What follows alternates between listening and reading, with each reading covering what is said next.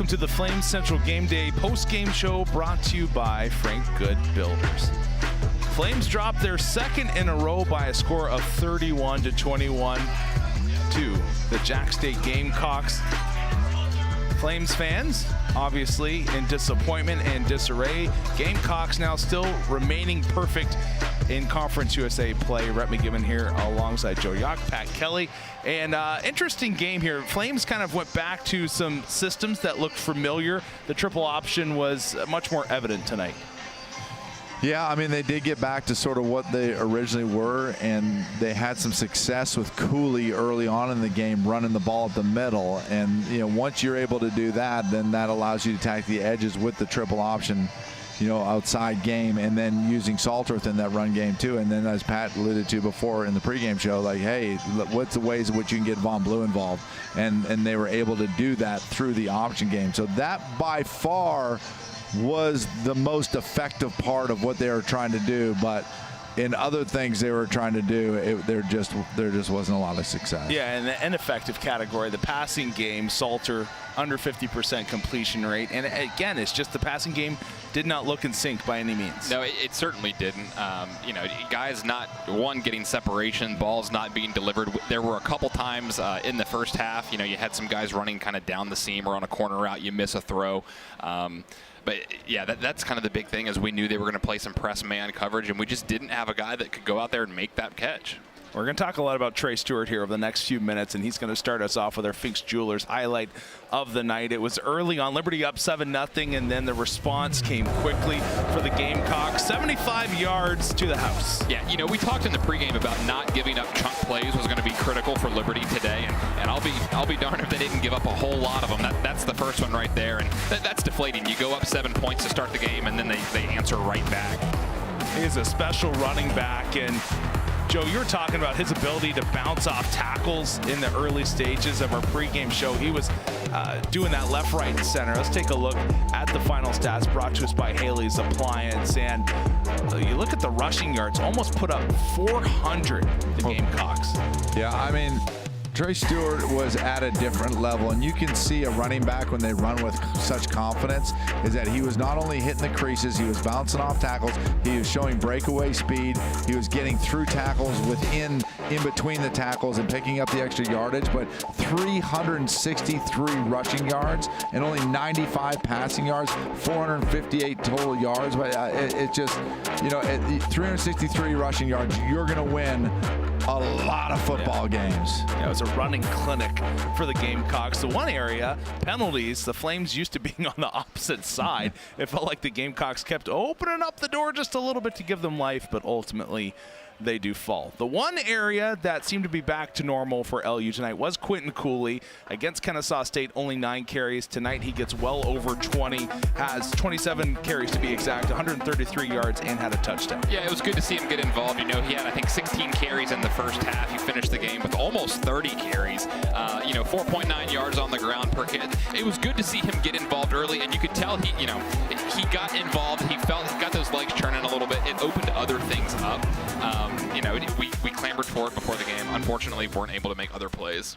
Yeah, Cooley's deal is that he runs the ball in between the tackles, and they got back to what originally. And you could hear Willie in Emily's interview with Willie Korn, like it was Cooley. Like we realized, like you got to have what are your staples going to be. You have to have an identity, and that identity is Cooley running the ball in between the tackles. And Cooley took that on, and I thought he played his heart out. I thought he gave it everything he had, and then he broke tackles. He made some really good runs that opened up other things for them. It's just, you know, it goes back to what Pat said. It was just the passing game and the inability of the receivers to be able to separate and create plays where you could get shots downfield to open other things up. It just was incredibly ineffective tonight. Yeah. Do you feel, though, it's been ineffective all season long? In all truthfulness, like, it does not feel as if the passing game has been fully in sync this whole season. I know there's been a lot of wide receivers that have not played, and you look at tonight, Sibley not in the lineup, Mobley not in the lineup, Reese Smith also not in the lineup. Like, there's a lot of bodies in the infirmary. and I know that plays a factor, but even when they were there, it still did not seem as gelled as it did a season ago. Yeah, well, and Pat knows this. Like, you got to have your number one guy, and then you got a number two guy, and then you have some complementary guys around that. The thing that's happened at Liberty this year is that it's been a carousel of who's the number one guy, and that I think a lot of that has to do with injuries. Like, all of a sudden, Reese Smith against East Carolina comes out and scores 3 touchdowns, and then he comes back to the game the following game, and he's getting the ball right away, and you're like, okay, we found our number one guy, right? Trayon Sibley early on was doing so well. Like, okay, this guy could be the number one, number two guy. So you had 2 guys that were really solid in that area, and now they're both out, and so it just makes it so difficult to figure out who's the next guy. And like, okay, Elijah Cannon's a good receiver, right? And you're trying to make him your next number one guy. He's probably not your number one. But he's not your number one guy. And so it's just they're in a – you don't want to make excuses, right? There's no doubt about that. Caden hasn't played as well, and the passing game has been as well. But they've just had no identity mostly because of injuries. Juju Gray was brought in and said obviously he has a lot of speed. Saw him in limited snaps tonight. Is he a guy moving forward that you think could be a number one target just due to the speed factor? I mean, you would hope so. I know he's also dealt with injuries throughout the summer. You know, he was banged up coming into this year. I think this team started to show what they could get back to, you know, with Von Blue, you know, pounding between the tackles, Von Blue out on the edge. I think Juju Gray is a guy that you could also use on the jet sweeps, on those radar screen passes. I certainly think he's a guy that could get involved. It's just been really tough. You know, we talk a little bit about identity, and a lot of times that gets chalked up to play calling, saying like, oh, well, they don't know their identity. Joe, you hit on it exactly. I think part of that identity crisis is because your number one receiver goes down, so your number two then bumps up, and then he's hurt. So guys that are typically a number 3 receiver, number 4 receiver are now having to be a 1 or a 2, and that's not their identity. Yeah. Right. Well, Trey Stewart, the identity of the Gamecocks. What a game he had tonight, just absolutely running all over the field. 27 carries, 232 yards, 4 touchdowns. Gamecocks now tied with Army for the national lead in touchdowns on the ground. You know, there was a running back for the Carolina Panthers back in the day, I think Jonathan Stewart. I just can't help but think maybe this is like his offspring or something, because this dude is a dog. We did our best, I think, to put this guy in the Heisman running. I think now he's over 15 touchdowns for the season. He put on a clinic out here tonight. Liberty, clearly, you know, there were some opportunities left out there on the field, but he's a guy that it's like you just don't want to tackle him because he runs downhill. He's going to run you over. And it really seemed like Liberty didn't want to tackle him tonight. Yeah, and I mean, there's no doubt. I mean, he was the best player on the field, hands down. And like I said earlier, he just runs with so much confidence, and he's a, you know, you go back and start using names. Now you don't compare to this type of player, but that Adrian Peterson sort of violent running style, right? Where it's like when you go to hit him, you're bouncing off. You better wrap him up, and when he finds that crease, he's gone. But I'll tell you this much: I really felt as if the play of the game is when Caden Salter kept the play alive. He scrambled out, stayed alive, threw it back, and had a chance in the end zone to catch that ball for a touchdown, and got knocked out right there. You make that catch, that's such a momentum-changing play that I think could have propelled Liberty to a potential victory, but just didn't happen. That's a great point. I wrote that down. That drive started with 10:32 left in the game. 9 plays on that drive. You had that incompletion.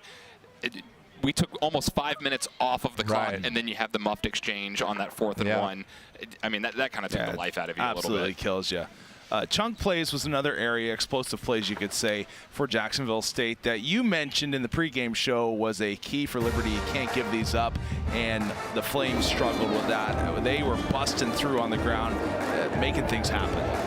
Yeah. I mean, we said it in terms of chunk plays. They had 11 chunk runs for 252 yards. They had 3 chunk pass plays for 72. That's over 320 yards just in explosive plays alone. Certainly not a winning recipe there. You see another one that got them down inside the 5-yard line. But yeah, it's tough to win, and it's deflating for your defense when you give up those big-time plays. And you know, here's the thing, though. Here's the thing. You're down 24-21. Okay, your defense gets a stop for you. You get the ball back. Cooley grinds out, I think, 1 first down, and you got a chance to either go with the football in your hand, and you're thinking, okay, this is the Liberty offense that's going to get the job done. You got a chance to either go kick a field goal, put it in overtime, or score a touchdown, win the game. You throw an interception. And I mean, there it is. I mean, there it is. Like through Trey Stewart running over 200 some yards, 300 some yards. Right. You have the ball in your hands. With the opportunity, with whatever, how much 3-4 minutes left in the game, to go down, either kick a field goal or score a touchdown, and you throw an interception. Let me pause you. Let's take a look at that. So first off, the fourth down call. Did you like that? Let's look at it here. No, I mean, the thing that I don't like about this, and I've never liked this, and I say it over and over again, is like if you're not a team that goes under center, don't go under center. Like if you're getting a few, you don't. They had 0 game snaps before that play under center. Like that's not who you are. I'm going to get back in the shotgun and I'm going to read the defense and I'm going to look over let the coach from the booth call the play, give the ball to Cooley, bury your head on just outside the tackle for a yard, fall forward, and it's a first down. You're trying to do something that you haven't done the whole game. Well, you know what I hated as a player? You go into a game and you line up and you're thinking, you look at the guy across from you and you're like, I've never been in this situation before. That is the worst feeling in the world because it's like we didn't practice this. We very rarely do it ever. Like there is no reason to be in that position. I'm with you, Joe. I hate going under center because this team is 100% shotgun team.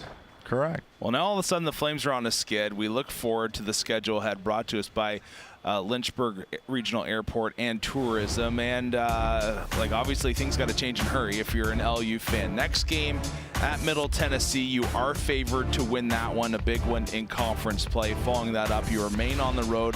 You head up north, taking on UMass, and then it gets really, really tough. This is do or die time right here. Western Kentucky coming into Williams Stadium. That game on November 23rd. We'll be right back here for Flame Central Game Day in that one, and then following it up, 29th on the road at Sam Houston, taking on the Bearcats, who have been terrific this year. Almost knocked you off a year ago. I kind of want to put you guys on the spot, but at the same time, like, you have to think the percentages of the Flames now making the Conference USA Championship game with that road ahead against two still of the top teams in the conference it's slim. It's not mathematically impossible, but it's slim. Yeah, and when you look at the way that Jacksonville State runs a football, and then you've seen the way I've watched Western Kentucky play, I mean, those are two good football teams, right? So right now, in my mind, I haven't seen much of Sam Houston.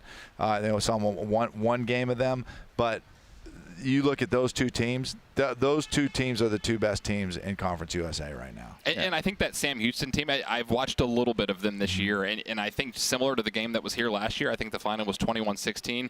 They won yesterday, I think 9-3 or something like that. That's a team they're going to punch you in the face. So I see that game being a 3 or 4 point game. You hope in the Flames' favor, but that's a scrappy team. Yeah. Western Kentucky is the best team in Conference USA right now. Okay. Hands down. Heard it right there from Joe Yock. Well, hey, we'll be right back with you next time. 11:23, Flames taking on Western Kentucky at home. We'll be here for Flame Central Game Day to break it down all on the pregame show. We'll be with you for the postgame show as well. Once again, the Flames dropped their second in a row, 31-21 against the Jacksonville State Gamecocks.